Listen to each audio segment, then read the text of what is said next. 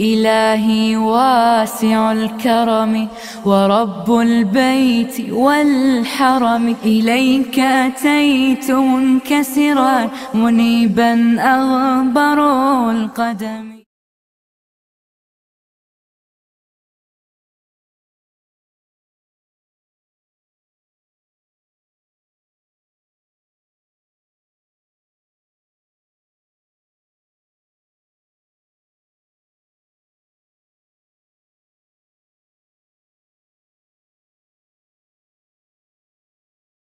بزرگان دین، نوجوان ملت، ہم عمر ساتھیوں، پیارے بچوں اور پردہ نشین خواتین اسلام،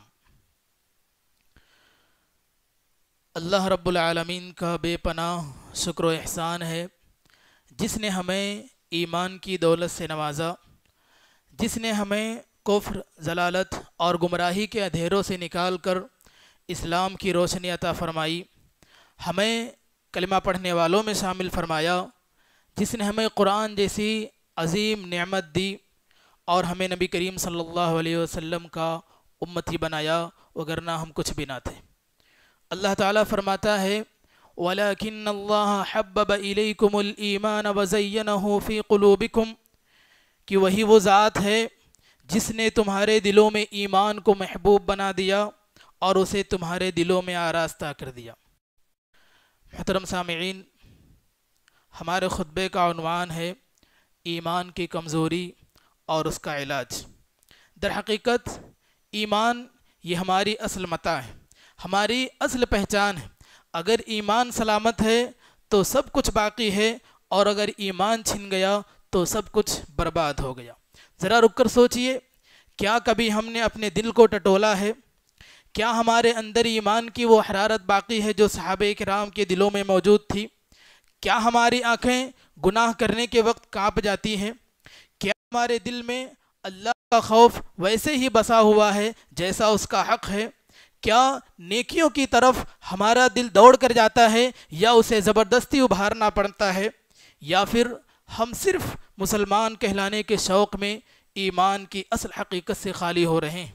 آج ہمارے گھروں میں قرآن تو موجود ہے مگر اس کی تلاوت ناپید ہے۔ آج اذانیں بلند ہوتی ہیں مگر مسجدیں ویران ہیں۔ آج کپڑوں پر اسلام ہے مگر کردار پر دنیا ہے۔ ہمارے ہاتھوں میں تسبیح ہوتی ہے مگر دل دنیا کی محبت میں گرفتار ہے۔ اللہ تعالیٰ فرماتا ہے وَمَا يُؤْمِنُ أَكْثَرُهُمْ بِاللَّهِ إِلَّا وَهُمْ مُشْرِكُونَ، کہ ان میں سے اکثر لوگ اللہ پر ایمان رکھنے کے باوجود مشرک ہوں گے۔ یعنی ایمان زبان سے پڑھیں گے، اقرار کریں گے، لیکن اس کے باوجود اللہ تعالیٰ نے اکثریت کا تذکرہ کرتے ہوئے فرمایا ایمان لانے کے باوجود وہ مشرک ہوں گے۔ ایسی آیتوں کے ذریعے سے ہمیں اپنے دل اور ایمان کو ٹٹولنے کی ضرورت ہے۔ یعنی صرف زبانی کلمہ پڑھ لینا یہ ایمان نہیں ہے، بلکہ ایمان تو وہ شعلہ ہے جو دل کو جلانے، جو زندگی کا رخ بدلنے اور ایک عام انسان کو ابوبکر و عمر، عثمان و علی، عائشہ و خدیجہ رضی اللہ عنہم کے جیسا بنا دے۔ نبی کریم صلی اللہ علیہ وسلم نے فرمایا لا یزنی الزانی حین یزنی وہو مؤمن، کہ زانی جب زنا کرتا ہے تو در حقیقت وہ ایمان کی حالت میں نہیں ہوتا ہے، یعنی گناہ کرنے کے وقت ایمان سلب ہو جاتا ہے۔ یہ کتنی خوفناک بات ہے۔ کیا ہم نے کبھی غور کیا ہے کہ ہم نماز چھوڑنے کے وقت کس حالت میں ہوتے ہیں؟ جھوٹ بولنے کے وقت، حرام کمائی کے وقت، دوسروں کو دھوکہ دینے کے وقت کیا ہمارا ایمان سلامت ہوتا ہے یا پھر گناہ کرنے کی وجہ سے ہمارا ایمان ہمارے جسم سے باہر نکل جاتا ہے؟ آج یہ دل سخت ہو گئے ہیں، آنکھیں خشک ہیں، دعائیں بے اثر ہیں اور عبادتیں بے ذوق ہو گئی ہیں، اور اس سارے زوال کا مرکز یہی ایمان کی کمزوری ہے۔ لیکن المیہ یہ ہے کہ آج کا مسلمان اپنے ایمان کو محفوظ نہیں کر پا رہا ہے، اسے اپنے ایمان اور اپنے دین کی فکر نہیں ہے۔ ہماری زندگیوں میں عبادت یہ ایک رسم بن چکی ہے، گناہوں سے کوئی توبہ نہیں ہے، قرآن مجید موجود ہے مگر دل اس سے دور ہیں، زبان پر ذکر کم اور سوشل میڈیا پر وقت زیادہ، اللہ کا خوف کم اور دنیا کی محبت زیادہ ہے۔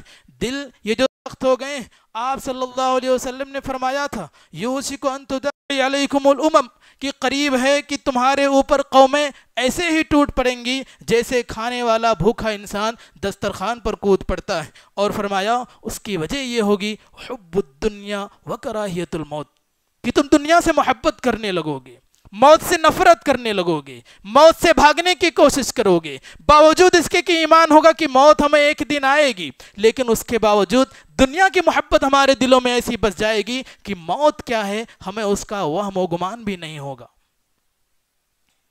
آج ایمان ہمارے جسم میں ہے مگر یہ دل سے خالی ہو چکا ہے، زبان پر اللہ کا نام ہے مگر عمل میں نفس اور دنیا ہے۔ آج کا مسلمان در حقیقت کلمہ گو مسلمان ہو کر رہ گیا اور جو کلمے کا حق ہے وہ ادا نہیں کر پا رہا ہے۔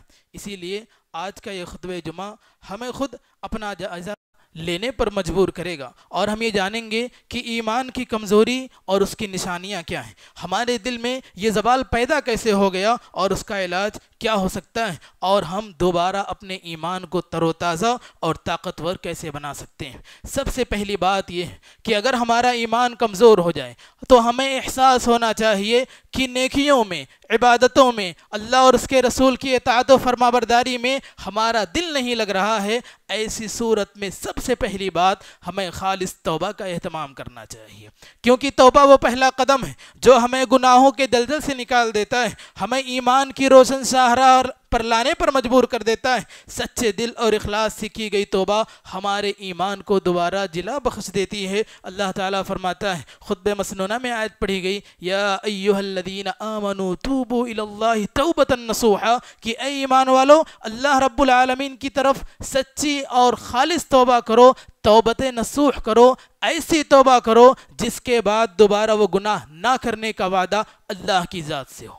ہم آپس میں کیے گئے وعدوں میں جھوٹ بول دیتے ہیں، لیکن جب ہمارا وعدہ اللہ تعالیٰ سے ہو، توبہ نصوح کریں، سچی اور خالص توبہ کریں اور دوبارہ اس گناہ کو نہ کرنے کا عزم کریں۔ شیطان کتنا بھی بھڑکائے، ہمیں شیطان کا مقابلہ اپنے اس نفس کے ذریعے سے اور اپنے توبہ کے ذریعے سے کرنا ہے۔ گناہ ہو جانا یہ انسان کی طرف سے ایک فطری عمل ہے۔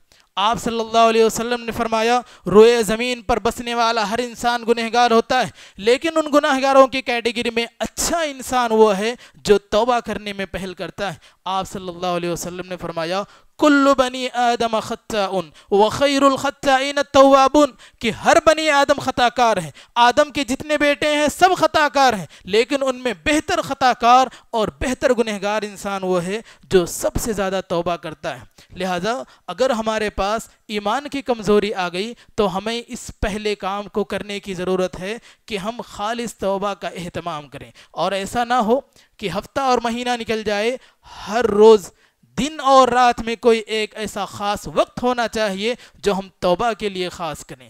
رات میں سونے سے پہلے توبہ کرنے کا اہتمام کریں، صبح اٹھنے کے بعد توبہ کرنے کا اہتمام کریں، دن اور رات کا پورا ایک چکر گزر جانے کے بعد توبہ کرنے کا اہتمام کریں۔ توبہ کرتے ہی رہیں، اس لیے کہ چھوٹے اور بڑے گناہ ہم سے دن اور رات ہمہ وقت سرزد ہوتے رہتے ہیں، اور بعض مرتبہ ہمیں ان کا ادراک بھی نہیں ہوتا ہے۔ لہٰذا یہ توبہ اگر ہم اپنی زندگی اور روزانہ کی روٹین میں شامل کریں تو عین ممکن ہے کہ اللہ رب العالمین ہمیں اپنے گناہوں سے بچنے کی توفیق عطا فرمائے۔ دوسری بات یہ ہے کہ اگر ہمارا ایمان کمزور ہو جائے تو احساس اور توبہ کے ساتھ قرآن مجید سے ہمیں اپنا تعلق مضبوط کرنا چاہیے۔ دیکھنے میں آتا ہے سال گزر جاتا ہے، یہ تجربے کی بات بتا رہا ہوں کہ بہت سارے لوگوں کے نزدیک سال گزر جاتا ہے، اگر رمضان المبارک کا مہینہ ان کی زندگی میں دوبارہ نہ آئے تو ایسے ہی وہ رمضان المبارک کے مہینے سے پہلے تک کبھی قرآن مجید اٹھا کر نہیں پڑھتے ہیں۔ بعض لوگ ہیں قرآن مجید پڑھتے ہیں، لیکن صرف قرآن مجید کی تلاوت کر لینا کافی نہیں ہے۔ قرآن مجید کی تلاوت کے ساتھ ساتھ ہمیں روزانہ تھوڑا بہت ترجمہ تفسیر پڑھنے کی ضرورت ہے، سننے کی ضرورت ہے، دروس میں حاضر ہونے کی ضرورت ہے۔ صبح و شام ہماری مساجد میں جو اہتمام کیا جاتا ہے، ہم ان کے ذریعے سے بھی مسجدوں میں اور دروس میں شامل ہو کر کے قرآن مجید سے اپنا تعلق مضبوط کر سکتے ہیں۔ اگر کوئی انسان یہ کہے مجھے قرآن پڑھنا نہیں آتا، تو اب سوشل میڈیا اور ٹیکنالوجی کا ایسا دور ہے کہ ہر انسان قرآن مجید پڑھ سکتا ہے، سمجھ سکتا ہے، بس ضرورت اس بات کی ہے کہ علماء کی ماتحتی میں رہ کر کے وہ کام کرے۔ کہیں ایسا نہ ہونے پائے قرآن مجید سمجھنے جائے تو دوسرا منہج اختیار کرے، اور سننے اور سنانے میں غیر علماء کو سننے کی وجہ سے وہ صحیح راستے پر آنے کی بجائے وہ گمراہ ہو جائے۔ لہٰذا یہ قرآن مجید مومن کا آئینہ ہے. جتنا گہرا تعلق قرآن مجید کو پڑھنے سمجھنے اور اس پر عمل کرنے سے ہوگا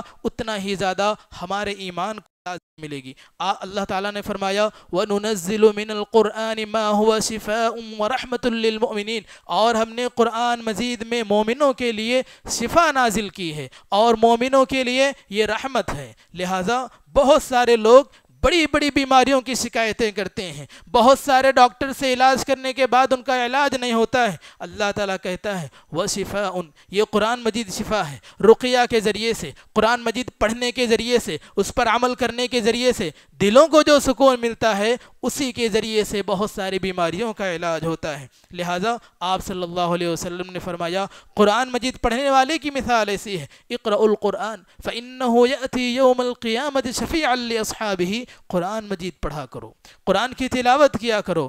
قیامت کے دن جب سفارش کرنے والوں کی کمی پڑے گی تو یہی قرآن مجید ہمارے حق میں سفارشی بن کر آئے گا اور اپنے پڑھنے والے کے لیے سفارش کرے گا. لہٰذا تیسری بات یہ ہے کہ حتی الامکان چھوٹے اور بڑے گناہوں سے بچنے کی کوشش کریں. گناہ یہ ہمارے ایمان کو کھا جاتا ہے, ہمیں کمزور کر دیتا ہے اور پھر دوبارہ ہمیں لڑنے کی طاقت نہیں دیتا ہے. ایک انسان جب ایک چھوٹا سا گناہ کرتا ہے اللہ رب العالمین اس کے دل پر ایک چھوٹا سا سیاہ دھبا لگا دیتا ہے.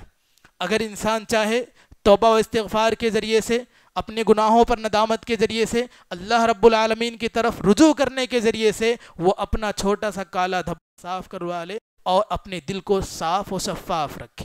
اس کے بالمقابل ایک دوسرا انسان جو گناہ کرنے کے بعد توبہ نہیں کرتا ہے, دوبارہ پھر سے وہ گناہ کرنے کی کوشش کرتا ہے اور دھیرے دھیرے وہ گناہ کی دلدل میں پھنستا جاتا ہے, یہاں تک کہ وہی ایک چھوٹا سا کالا نقطہ دھیرے دھیرے اس کے پورے دل کو کالا کر دیتا ہے. جب انسان کا دل کالا ہو جاتا ہے تو اس کے چہرے سے سب سے پہلے نور ختم ہو جاتا ہے. باوجود اس کے کہ عام لوگوں کے سامنے رہ کر کے وہ عبادتیں کرتا ہے لیکن اس کا نورانی چہرہ ختم ہو جاتا ہے, اور تنہائی کے عالم میں رہتے ہوئے یا پھر اعلانیہ طور پر جو گناہوں کی دلدل میں وہ پھنسا ہوتا ہے اسی گناہ کا اثر اس کے دل سے ہوتے ہوتے اس کے چہروں پر ظاہر ہو جاتا ہے. بعض مرتبہ ہم آپس میں ایک دوسرے سے کہتے ہیں انسان اتنا نیک ہے, اتنا عبادت گزار ہے, اتنا متقی پرہیزگار ہے, لیکن اس کے باوجود اس کے چہرے پر نورانی چہرہ نظر نہیں آتا ہے. تو بعض مرتبہ اس کی وجہ یہی ہوتی ہے. اسی لیے ہمیں اپنے گناہوں سے ہر حال میں بچنے کی کوشش کرنا چاہیے.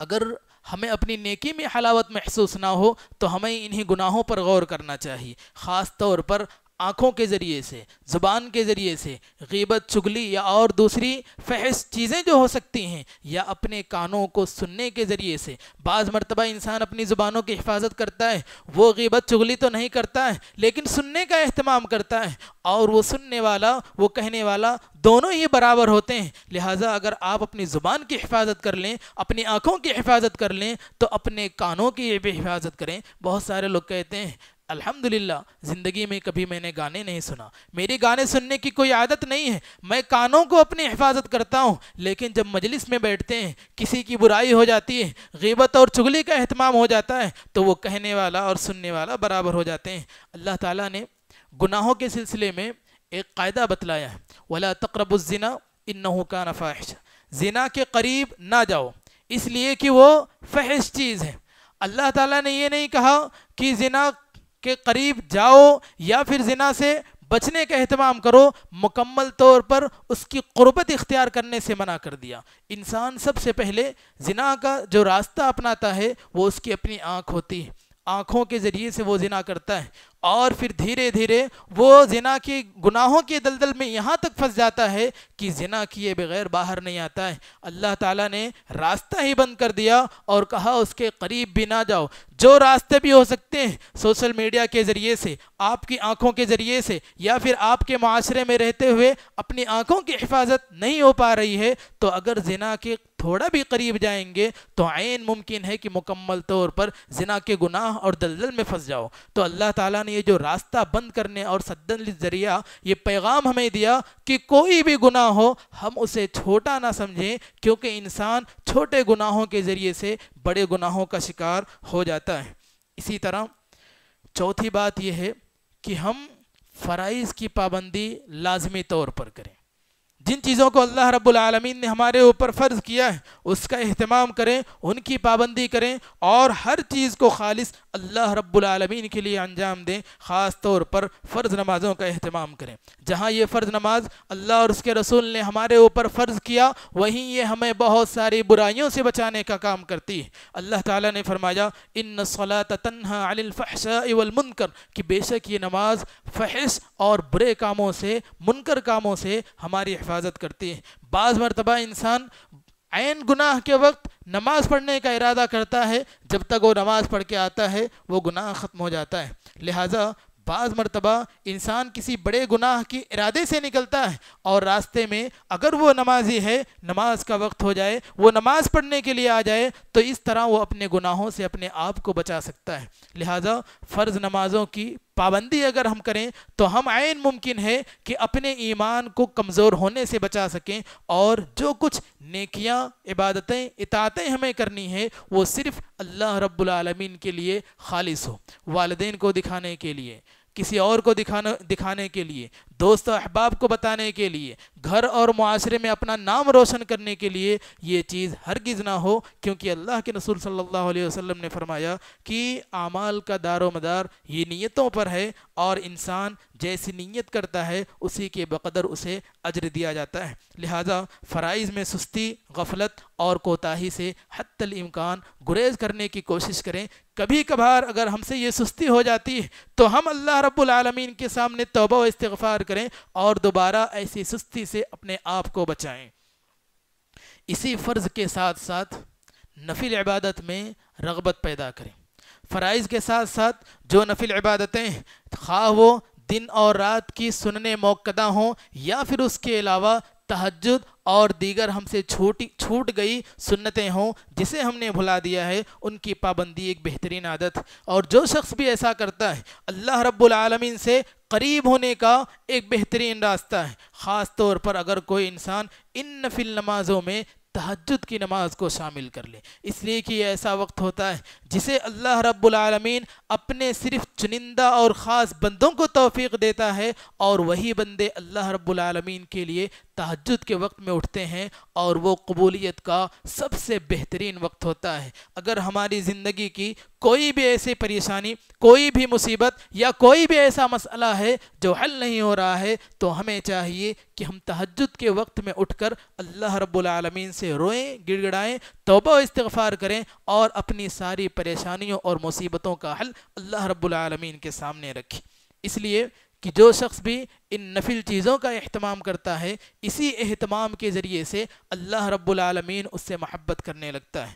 والذین آمنوا اشد حبا للہ، کہ جو لوگ ایمان لے کر آئے ان کی سب سے زیادہ محبت اللہ رب العالمین سے ہوتی ہے۔ اگر ہمارا یہ دعویٰ ہے کہ ہم اللہ اور اس کے رسول سے محبت کرتے ہیں، اور یہ زبانی دعویٰ ہے، اور ہمارے اعمال ان چیزوں سے خالص ہیں، تو پھر ہمیں اپنے ایمان کو ایک مرتبہ ٹٹولنے کی ضرورت ہے۔ اور جو شخص بھی نوافل کا اہتمام کرتا ہے تو اللہ رب العالمین سے محبت کی دلیل بھی۔ آپ صلی اللہ علیہ وسلم نے فرمایا، حدیث قدسی ہے، اللہ تعالیٰ فرماتا ہے ما یزال عبدی یتقرب الی بالنوافل حتی احبہ، کہ جو بھی بندہ مجھ سے تقرب اختیار کرنا چاہتا ہے نوافل کے ذریعے سے، جب تک وہ تقرب اختیار کرتا ہے یہاں تک کہ اس کی نوافل حتی احبہ مجھے اس کے اوپر محبت کرنے سے مجبور کر دیتی ہے، اور میں اس سے محبت کرنے لگتا ہوں۔ اسی طرح ہمیں چاہیے کہ ہم تنہائی میں اللہ رب العالمین کو خوب یاد کریں۔ تنہائی میں کی گئی عبادت اور یاد خلوص اور ایمان کو بڑھاتی ہے۔ یہ عبادت اللہ رب العالمین کو نہایت زیادہ پسند ہے۔ ہمیں اپنے 24 گھنٹے کے اوقات میں سے کوئی 24 منٹ، کوئی 12 منٹ، کوئی 6 منٹ، یا کم از کم کوئی 3 منٹ ایسا ہونا چاہیے جس میں ہم صرف اللہ رب العالمین سے تنہائی میں بات کریں، دعائیں کریں، گریہ وزاری کریں، اور خاص طور پر یہ ایسا ہونا چاہیے جو کسی کے دکھاوے کے لیے یا کسی اور کی رضامندی کے لیے نہ ہو۔ اللہ رب العالمین نے فرمایا وَاذْكُرْ رَبَّكَ فِي نَفْسِكَ تَضَرُّعًا وَخِيفَةً، کہ اپنے رب کو اللہ تعالیٰ نے نبی صلی اللہ علیہ وسلم کو مخاطب کر کے فرمایا، آیت عام ہے کہ اپنے رب کو یاد کرو، اعلانیہ طور پر بھی، خفیہ طور پر بھی، وَلَا تَكُن مِّنَ الْغَافِلِينَ، اور غافلوں میں سے نہ ہو جاؤ۔ ایسا نہ ہونے پائے کہ گناہ کی کثرت کی وجہ سے، ایمان کی کمزوری کی وجہ سے، عبادت اور اطاعت سے دوری کی وجہ سے ہم عام لوگوں کی طرح غفلتوں کی شکار ہو جائیں۔ اذانیں ہو رہی ہیں، ہمیں اس سے کوئی فکر نہیں ہے، مؤذن صدائیں دے رہا ہے، حی علی الصلاۃ، نماز کے لیے آؤ، حی علی الفلاح، کامیابی کے لیے آؤ، اور ہم ایسا سوچیں کہ اسی بزنس، اسی جاب، اسی دنیا میں رہ کر کے ہماری یہی کامیابی ہے کہ ہم اپنے آپ کو نمازوں سے دور رکھیں، غافل میں سے نہ ہو جاؤ۔ اور اسی طرح آپ صلی اللہ علیہ وسلم نے فرمایا کہ قیامت کے دن جب اللہ رب العالمین کے سامنے ساری دنیا کے لوگ ہوں گے تو انہی میں سے ایسے انسان بھی ہوں گے جو صرف تنہائی میں اللہ رب العالمین کو یاد کیے ہوں گے اور ان کی آنکھیں بہہ پڑی ہوں گی ان کے گناہوں کی وجہ سے، یا اللہ رب العالمین نے انہیں جن بیماریوں مصیبتوں سے نجات دیا ہوگا، تو وَرَجُلٌ ذَكَرَ اللَّهَ خَالِيًا فَفَاضَتْ عَيْنَاهُ، کہ تنہائی میں ایک ایسا آدمی جو اللہ رب العالمین کو یاد کرتے کرتے رو دیا یہاں تک کہ اس کی آنکھیں بہہ پڑی، تو یہ ان انسانوں میں سے ہوگا جسے اللہ رب العالمین قیامت کے دن سایہ نصیب عطا فرمائے گا، جس دن ہر انسان سایہ کا محتاج ہوگا اور یہ سوچے گا کاش میں فلاں ایک نیکی کر لیا ہوتا، کاش میں اپنے آپ کو فلاں گناہ سے بچا لیا ہوتا تو آج میں بھی ان خوش نصیب انسانوں میں سے ہوتا۔ لہٰذا تنہائی کا کوئی 3 منٹ اپنی زندگی سے نکالیں، اللہ رب العالمین کے لیے روئیں، گڑ گڑائیں، اور وہیں پر اللہ تعالیٰ کو یاد کریں، اور اپنی زندگی میں جو کچھ کیے گئے گناہ ہیں سارے گناہوں کو اللہ کے سامنے رکھ کر کے توبہ کریں، اور تنہائی میں یہ رونے کا گناہ ہمیں آخرت میں نجات کا سبب بن سکتا ہے۔ اسی طرح علم دین حاصل کریں۔ آج ٹیکنالوجی اور سوشل میڈیا کی وجہ سے ہم میں سے اکثریت اور ہمارے آنے والی نسل سارے کے سارے لوگ دین سے دور بھاگ رہے ہیں۔ آپ مدارس میں چلے جائیے، مساجد میں حلقے ہو رہے ہیں وہاں پر چلے جائیے، ہمارے صبح اور شام کے بچوں کے جو مکاتب چلتے ہیں آپ وہاں پر چلے جائیے، پوری کی پوری جگہیں خالی ہیں۔ اس کے بالمقابل آپ اسکول میں چلے جائیں، کالج میں چلے جائیں، یونیورسٹی میں چلے جائیں، بعض مرتبہ آپ کو جگہیں نہیں ملیں گی، خاص طور پر ان کے انٹرنس اور نکلنے کے وقت میں آپ داخل ہونا چاہیں تو آپ کو صرف اور صرف بھیڑ نظر آئے گی۔ اتنی ساری جگہیں ہونے کے باوجود بعض مرتبہ شکایت آتی ہے کہ ہمارے پاس ایڈمیشن کے لیے جگہ نہیں ہے، فلاں بلڈنگ تعمیر ہو رہی ہے۔ آخر کیوں؟ ہم یا پھر ہمارے بچے علم دین سے بھاگتے کیوں ہیں؟ جبکہ وحی کا پہلا نزول اور پہلا لفظ اقرا سے شروع ہوتا ہے کہ پڑھو، اللہ رب العالمین کا نام لے کر کے علم حاصل کرو، یہی وہ علم ہے جو ہمیں دنیا اور آخرت میں نجات اور کامیابی دے سکتا ہے۔ لیکن اس کے باوجود ہمارے معاشرے میں، ہمارے سماج میں سارے کے سارے لوگ علم دین سے بھاگ رہے ہیں۔ کئی لوگوں کی شکایتیں یہ ہے کہ بھائی علم دین حاصل کرنے سے معیشت کا مسئلہ ہے، آگے چل کر کے کمائی کا مسئلہ ہے۔ صحیح اور سچ سوچ کر کے بتائیے، آپ جتنے بھی علم دین حاصل کرنے والوں کو جانتے ہیں، اگر کبھی کوئی رات میں سونے کے وقت بھوکا سوتا ہو، یا پھر اپنے بچوں کی پرورش صحیح طور پر نہ کر پاتا ہو، یا پھر وہ صحیح جگہ پر سونے کی بجائے روڈوں پر اور راستوں پر سوتا ہو، میں سمجھتا ہوں آپ 1% کی بھی اگر نکالنا چاہیں تو شاید نہیں نکال سکیں گے۔ اس کے بالمقابل اچھے اچھے پڑھے لوگوں کو دیکھیے، بڑے بڑے ڈاکٹر، انجینئر، سائنٹسٹ لوگوں کو دیکھیے، سوسائڈ کر رہے ہیں، 1 لاکھ پلس ان کی سیلری ہوتی ہے، لیکن اس کے باوجود جو انہیں دل کا سکون ہونا چاہیے وہ حاصل نہ ہونے کی وجہ سے وہ اپنے آپ کو خودکشی کرنے پر مجبور کر رہے ہیں۔ میرے بھائیوں، اگر ہم علم دین حاصل نہیں کریں گے یا معیشت کی وجہ سے، جو کہ اللہ رب العالمین نے ہمیں اپنے پیٹ میں ہونے سے پہلے، پیدا ہونے سے پہلے ہی لکھ دیا تھا کہ کیا کھائے گا، کہاں پیدا ہوگا، نیک ہوگا، بدبخت ہوگا، کہاں اس کی وفات ہوگی، ساری چیزیں تقدیر کا حصہ ہے۔ ہم کہتے ہیں ہم ایمان لے کر آئے، تو ایسی چیزوں میں ہمارا ایمان کہاں چلا جاتا ہے؟ لہٰذا یہ علم دین ایسا ہے جو ہمارے ایمان کو روشنی عطا کرتا ہے، اور یہی علم توحید اور شرک کے درمیان فرق کرنے کا کام کرتا ہے۔ ابھی آپ نے خطبہ مسنونہ میں آیت سنی، وَمَا يُؤْمِنُ أَكْثَرُهُمْ بِاللَّهِ إِلَّا وَهُمْ مُشْرِكُونَ، ایمان لانے کے باوجود کتنے ہی لوگ ایسے ہوں گے جو مشرک ہوں گے۔ کیوں؟ کیونکہ انہوں نے علم دین حاصل نہیں کیا، توحید اور شرک کے درمیان فرق نہیں کیا، نیکی اور برائی میں صحیح طور پر تمیز نہیں کی، انہوں نے بدعت کو سنت کا نام دے دیا اور یہ کہنے لگے کہ ہم ہی سب سے بڑے سنت والے انسان ہیں، ہمارے علاوہ جو بھی کوئی دوسرے مسلک پر عمل کرے گا نعوذ باللہ وہ کہتے ہیں جہنم میں جائے گا۔ یہ علم دین صحیح طور پر حاصل نہ کرنے کی وجہ سے ذلوا و اذلوا، خود بھی گمراہ ہو رہے ہیں، دوسروں کو بھی گمراہ کر رہے ہیں۔ اور اللہ تعالیٰ کہتا ہے انما یخشی اللہ من عبادہ العلماء، کہ اللہ رب العالمین سے جو ڈرنے والے لوگوں کی تعداد ہے اس میں خاص طور پر علماء ایسے ہیں جو اللہ سے اس کے بندوں میں سب سے زیادہ ڈرنے والے ہیں۔ صحیح طور پر صحیح معنوں میں یہ علماء ہیں جو اللہ تعالیٰ سے ڈرتے ہیں۔ یہ اللہ تعالیٰ کا پیغام کہہ رہا ہے، یہ اللہ تعالیٰ کی کتاب کہہ رہی ہے، اللہ کا قرآن جھوٹا نہیں ہو سکتا ہے، لہٰذا سب سے زیادہ صحیح معنوں میں اللہ تعالیٰ سے اگر ڈرنے والے ہیں تو یہی علماء ہیں۔ اور اگر ہم علم دین حاصل نہیں کریں گے، خود حاصل نہیں کر کے اپنے بچوں کو بھی اس سے دور کریں گے تو قیامت کے دن ہمیں اپنے ساتھ ساتھ اپنے ان بچوں کا بھی حساب دینا ہوگا۔ اسی طرح 8ویں بات یہ ہے کہ ہم آخرت کو یاد کریں۔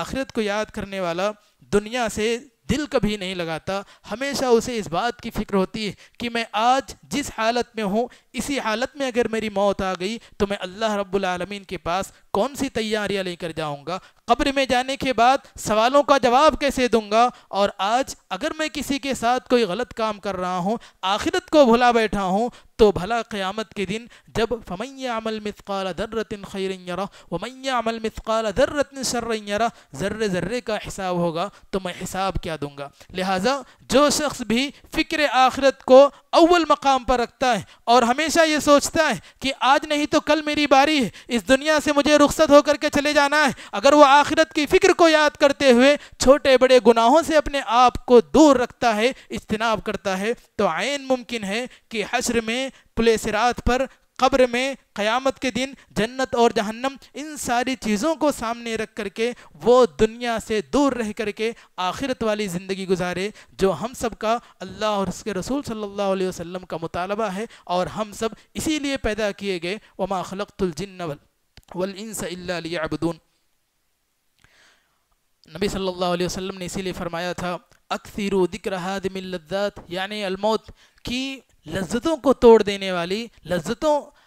دینے والی اور ختم کر دینے والی چیز کو کثرت سے یاد کرو، یعنی موت کو زیادہ سے زیادہ یاد کرو۔ یہی موت اگر صبح شام ہمارے ذہن میں ایسے ہی چلے جیسے ہمارے ذہن میں پیسہ چلتا ہے، صبح اٹھنے کے بعد سب سے پہلی فکر یہ ہوتی ہے کہ آج میں کتنا کماؤں گا، شام کو سونے سے پہلے یہ فکر ہوتی ہے کہ آج پورے دن میں نے کتنا کمایا، اگر اس پیسے کی جگہ یہ موت کا لفظ آ جائے، دن اور رات ہمیں اسی کی فکر لگی رہے کہ اب نہیں تو تب مجھے مر جانا ہے، تو عین ممکن ہے کہ ہمارا ایمان، ہم اپنے آپ کو ایمان کی کمزوری سے بچا لیں اور صحیح معنوں میں جو ہم اس کا علاج کرنا چاہتے ہیں اس کا علاج کر سکیں۔ اسی طرح ہم دعاؤں میں ایمان کی مضبوطی مانگیں۔ اللہ کے نبی صلی اللہ علیہ وسلم نے اور خود اللہ تعالیٰ نے جو ہمیں دعائیں بتلائی ہیں، ربنا لا تزغ قلوبنا بعد اذ ہدیتنا وہب لنا من لدنک رحمہ انک انت الوہاب، یہ دعا ہم اپنی دعاؤں میں شامل کریں۔ آپ صلی اللہ علیہ وسلم کثرت سے دعا پڑھا کرتے تھے، یا مقلب القلوب ثبت قلبی علی دینک، یا مصرف القلوب صرف قلبنا علی طاعتک وعلی عبادتک۔ اس قسم کی جو بھی دعائیں ہیں جو ہمیں اپنے ایمان کی مضبوطی اور اپنے ایمان کو طاقتور بنانے میں کام آتی ہیں، ان دعاؤں کا اہتمام کریں۔ اللہ تعالیٰ سے دعا ہے اللہ تعالیٰ ہم سب کو اپنے ایمان کو کمزور ہونے سے بچا لے، اور جو بھی اس کی تدبیریں ہو سکتی ہیں اللہ تعالیٰ ہم سب کو عمل کرنے کی توفیق عطا فرمائے، آمین۔ وآخر دعوانا الحمدللہ رب العالمین۔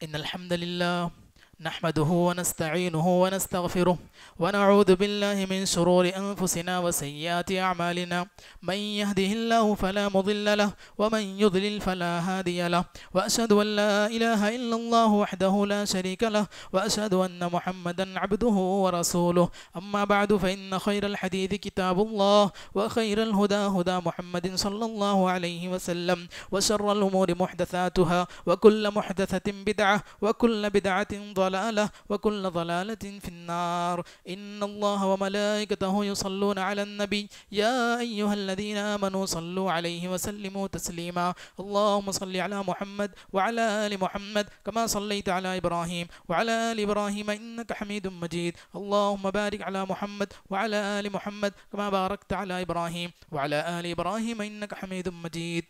محترم حاضرین، ایمان کی کمزوری اور اس کی علامت کے طور پر ہم نے کچھ چیزوں کا تذکرہ کیا، اس کے اسباب کو پہچانا، اور جو چیزیں نقاط کی شکل میں بتائی گئیں وہی اس کا علاج تھا. لیکن سوال یہ ہے کہ کیا ہم سن کر کے ان باتوں کو بھول جائیں گے یا دل پر اثر لیں گے؟ یقین کیجئے یہ ایمان کبھی بھی صرف سننے سے نہیں آتا ہے. ایمان عمل سے آتا ہے، جد و جہد سے آتا ہے، آنسوؤں سے آتا ہے، توبہ سے آتا ہے. آج امت مسلمہ بے وزن ہو چکی ہے، نہ اقوام عالم میں عزت رہی ہے، نہ اخلاق میں چمک ہے، نہ مساجد میں رونق ہے، نہ دلوں میں خلوص ہے. ہماری دعائیں قبول نہیں ہوتی ہیں، ہماری نسلیں بگڑ رہی ہیں، ہماری عبادتیں سرد اور ہماری زندگیاں مقصد سے خالی ہیں. کیوں؟ کیونکہ ایمان مر چکا ہے، ایمان ختم ہو چکا ہے، دل مردہ ہو گیا ہے. قرآن چیخ چیخ کر کہہ رہا ہے الم یأن للذین آمنوا ان تخشع قلوبہم لذکر اللہ.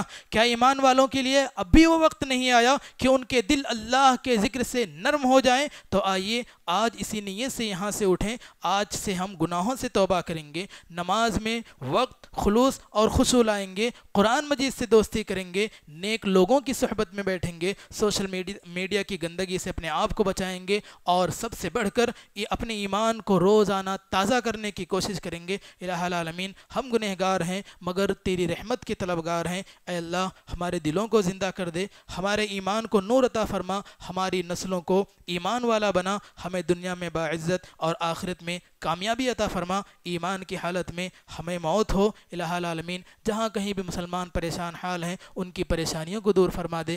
ہم میں سے جہاں کہیں بھی مسلمانوں کے اوپر ظلم ہو رہا ہے، غزہ اور فلسطین کی مسلمانوں کی خصوصی اور غیبی مدد فرما. الہ العالمین، ہم میں سے جو لوگ بغیر جرم کے مجرم بنا دیے گئے ہیں تو ان کی رہائی عطا فرما. جہاں ہم میں سے جو لوگ بھی بیمار پریشان حال ہیں ان کی بیماریوں اور پریشانیوں کو دور فرما دے. الہ العالمین، ہم میں سے جو لوگ قرض دار ہیں ان کی قرض کی ادائیگی کا بہترین بندوبست فرما. آمین. الہ العالمین، ہماری دعاؤں کو قبول فرما، ہماری عبادتوں کو قبول فرما. آمین. ہم میں سے جو لوگ کسی بھی قسم کی مصیبت، پریشانی یا بیماری سے جوجھ رہے ہیں، اللہ تعالیٰ تو انہیں جلد سے جلد شفا یابی اور ان کی پریشانیوں کو دور فرما دے. آمین. ان اللہ یأمر بالعدل والاحسان وایتاء ذی القربى وینہی عن الفحشاء والمنکر والبغی یعظکم لعلکم تذکرون ولذکر اللہ اکبر واللہ یعلم ما تصنعون.